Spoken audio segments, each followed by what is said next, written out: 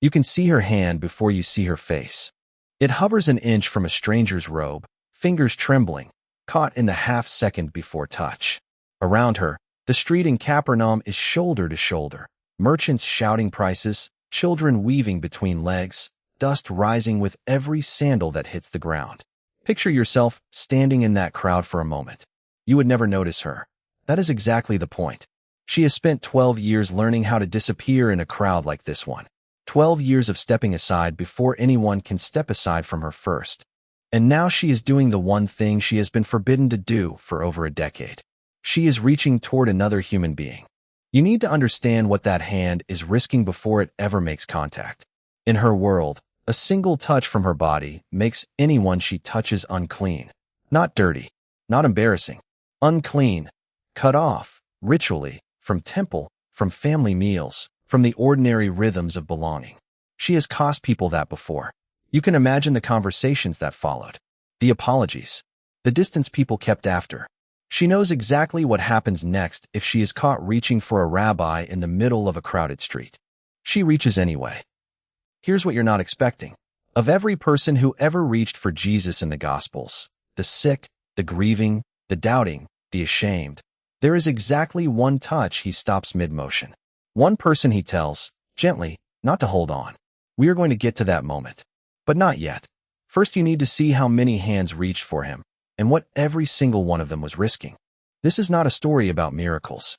This is not a story about magic tricks from a wandering teacher. This is not a story about power moving through fabric like electricity. This is a story about what it actually cost, socially, physically, religiously, to reach out and touch God. And what he did, every time, with the people brave enough, desperate enough, or broken enough to try. Because here is the pattern nobody preaches. In first-century Judea, touch was never neutral. It was law. It was boundary. It was who's in and who's out. A leper couldn't come near you. A corpse made you impure for 7 days. A bleeding woman made a chair unclean just by sitting in it. Touch was the whole architecture of who belonged and who didn't. And into that world walked a man who kept letting the wrong people touch him, who kept reaching back. Stay close, because the first hand that reaches for him already belongs to a woman who isn't supposed to be standing this close to anyone at all. Her name isn't in the text. Scripture never gives it to us.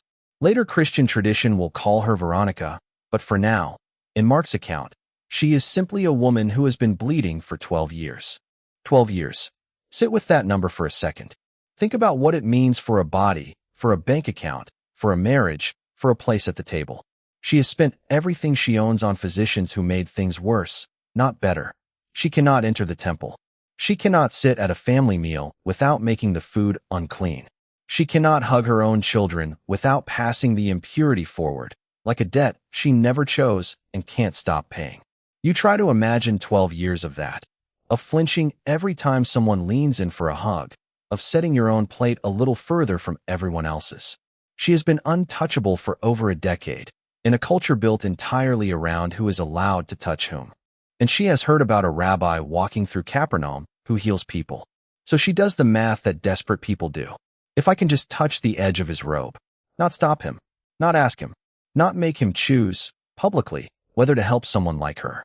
Just reach out from behind, take the smallest possible piece of him, and disappear back into the crowd before anyone notices what she's done.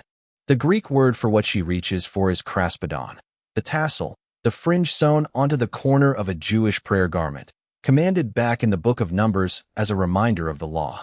She isn't grabbing his sleeve. She's reaching for the one part of his clothing that represents his devotion to God himself. And here's what most people miss.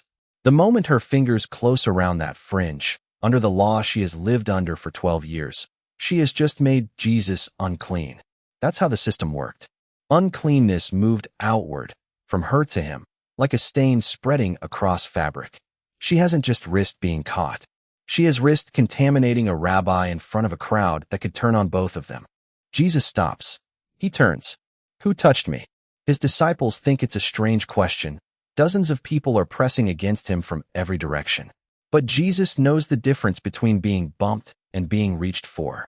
Something left him. Power, the text says, going out from his body the moment her hand made contact. She could still run. The crowd is thick enough to swallow her whole. Instead, she falls down in front of him, trembling, and tells him the truth. All of it, the 12 years, the money, the shame, the desperation that made her reach for a stranger's clothing in a public street. And Jesus doesn't rebuke her for making him unclean. He doesn't step back. He calls her daughter, a word he uses for no one else in all 4 Gospels, and tells her that her faith has made her well. Go in peace. But it gets stranger, because the next person who reaches for Jesus isn't hiding in a crowd at all. He walks straight up to him, in full view of everyone, and he is the one person in the entire region no one is supposed to come near. He is standing at the edge of the crowd, and the crowd has already made a space around him without anyone saying a word. Everyone knows to keep their distance.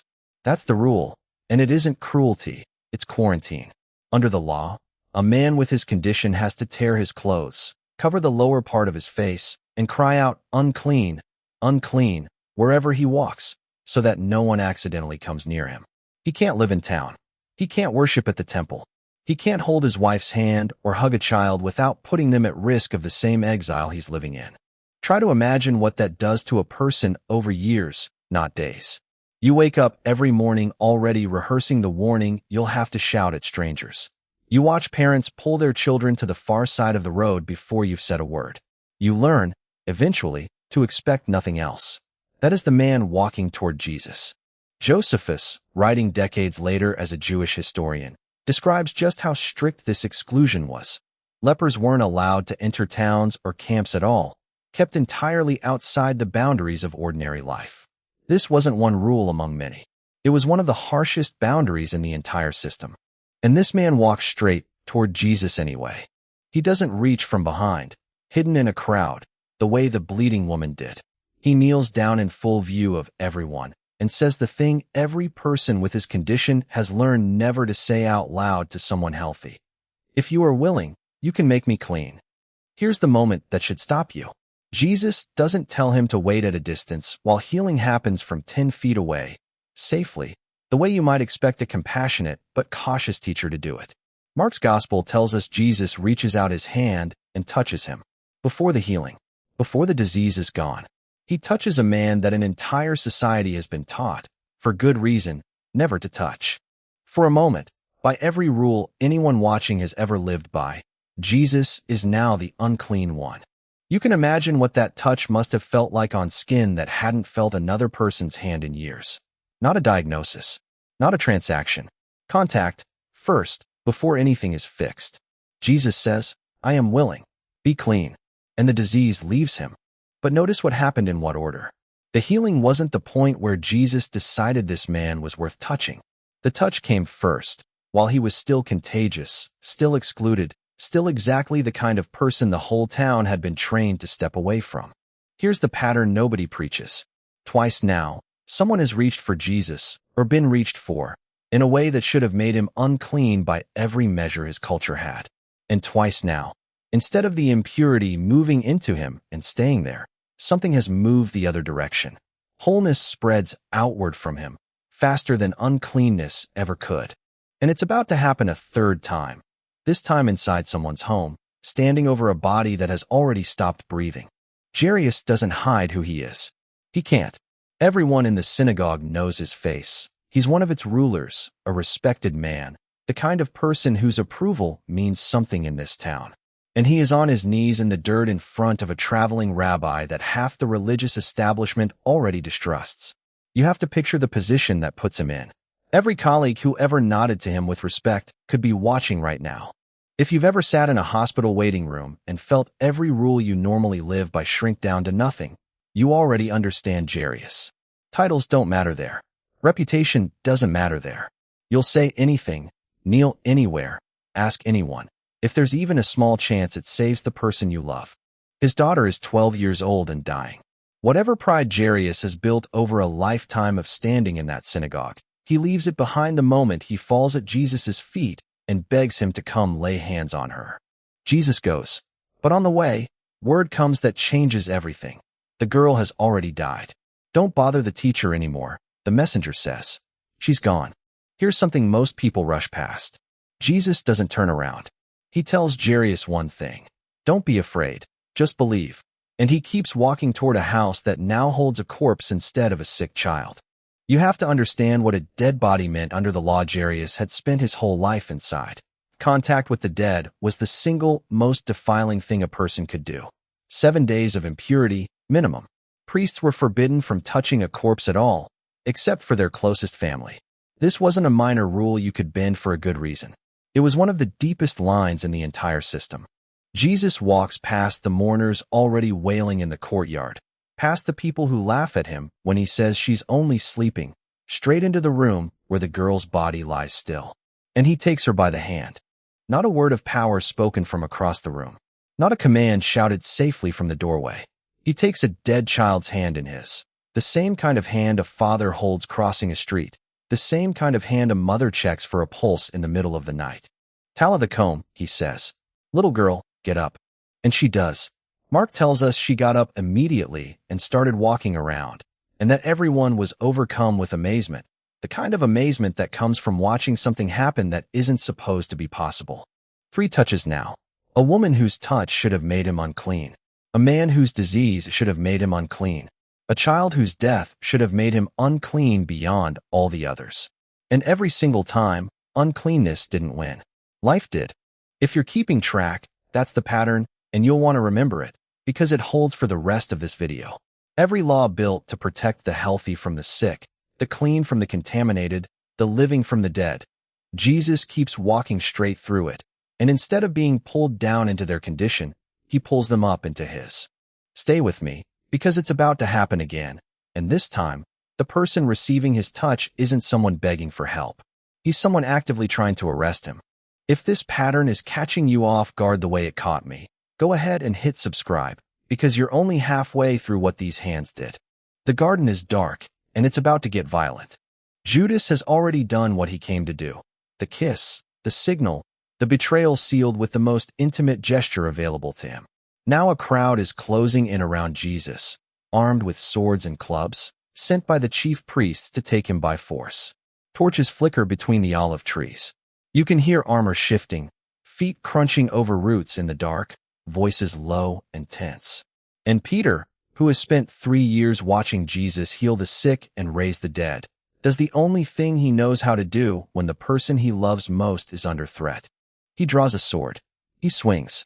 The blade catches the ear of a man named Malchus, not a soldier, not a stranger, but a servant of the high priest, present specifically because he's part of the arresting party. John's gospel is the only one that names him, which matters. This isn't an anonymous casualty. This is a man with a name, standing on the wrong side of history at exactly the wrong moment, bleeding from a wound he didn't ask for. And here's where it gets remarkable. Jesus, who is about to be arrested, beaten, and executed because of men like Malchus, stops everything to heal him. No more of this, he says to Peter. And then he touches the wound. The Greek text uses haptomai here, the same word used for the bleeding woman's fingers on his robe, the same word used for his hand on the leper's skin. It's the last time in the Gospels that word appears attached to Jesus healing someone, and he spends it on an enemy. Think back over who has reached for Jesus so far. A desperate woman, an outcast leper, a grieving father. Every one of them came to him wanting to be helped. Malchus didn't come wanting anything from Jesus at all. He came to take him into custody. He is, in this exact moment, the opposing side. And Jesus heals him anyway. Not later, not after the resurrection, not as some gesture recorded for effect. Right there, in the dirt, with soldiers' torches lighting the scene and his own arrest happening around him, he reaches out one more time. Pay attention to this, because it's easy to rush past. Every touch before this one had an obvious kind of logic to it. Desperate people reach for a healer, and the healer responds. But Malchus never asked. Malchus never believed. Malchus was actively participating in the worst night of Jesus' life, and Jesus touched him anyway, healed him anyway, extended the same hand to an enemy that he'd extended to the outcast and the dying. There's one more thing you need to understand before we get to the end of this. Every touch you've seen so far, the woman, the leper, the girl, even Malchus, happened before the cross, before the tomb, before the one morning that changes what touching Jesus even means. Because after the resurrection, someone reaches for him one more time. And for the first time in the entire story, he stops her. Mary Magdalene gets to the tomb before the sun is fully up, expecting a body to grieve over. What she finds instead is stone rolled back and grave clothes empty. She runs, gets Peter and John, watches them look inside and leave, and then stays behind in the garden alone, crying, because as far as she knows, someone has taken the one thing she had left of him.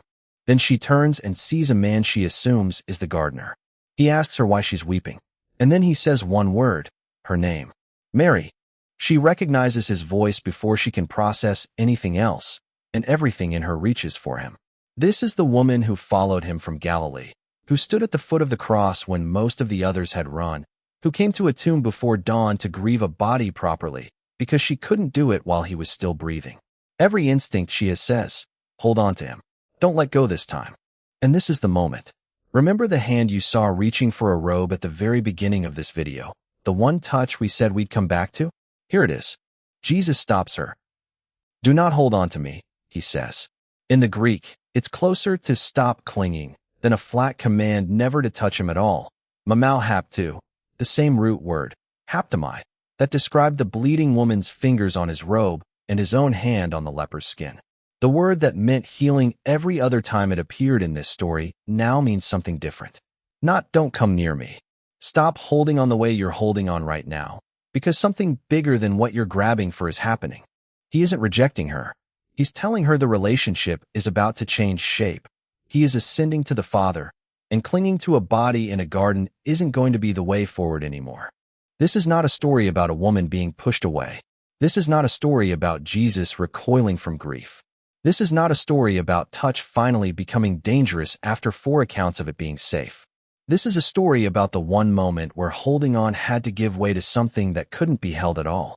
And just a few days later, that same resurrected body is offered to someone else, this time on his own terms. Thomas wasn't in the room the first time Jesus appeared to the disciples after rising, and when they tell him, he says he won't believe it unless he can put his own finger in the nail marks and his hand in the wound in Jesus' side. A week later, Jesus is standing in front of him, and he doesn't rebuke the demand. He holds out his hands. Put your finger here. Reach out your hand and put it into my side. The same invitation to touch that once went to a hemorrhaging woman, a quarantined leper, a dead child, and an enemy soldier, now goes to a friend who simply doubted. Every time, the pattern holds. Notice it with me one more time. Jesus never once recoiled from a hand reaching toward him. He moved toward the risk instead. You already know what that feels like, even if you've never thought about it this way. It's the instinct to reach for someone's hand in a hospital room when there's nothing left to say. It's the ache of a season when no one has touched you in a way that meant anything, and how much one hand on your shoulder can undo. Maybe you've lived one side of that yourself, the reaching or the waiting to be reached for. Touch has always carried more weight than we admit. Jesus knew that 2,000 years before anyone wrote a single paper about it. So here is what this all adds up to, and it's worth carrying with you past this video. First, every touch in these Gospels broke a law meant to protect people from contamination, and every time, the contamination didn't spread from the person to Jesus. Something else spread instead. You could call it the opposite of what everyone expected. Second, Jesus never once recoiled from someone reaching for him. Not the desperate, not the excluded, not the grieving, not even the men arresting him. He consistently moved toward the person paying the highest risk to get close. If you've ever been afraid that reaching out would get you rejected, this is your answer. And third, the one time he stopped to touch wasn't rejection. It was a promise that something even better than holding on was coming. If you're in a season where you feel like you're being told to let go of something, that might be the same kind of promise for you too. Which touch in this video would you have been too afraid to reach for? Tell me in the comments below. Because if there's one thing for Gospels and dozens of hands reaching into the dark agree on, it's this, and it's true for you too. Nobody who reached for Jesus was ever turned away. Not once. Not one time. Not ever.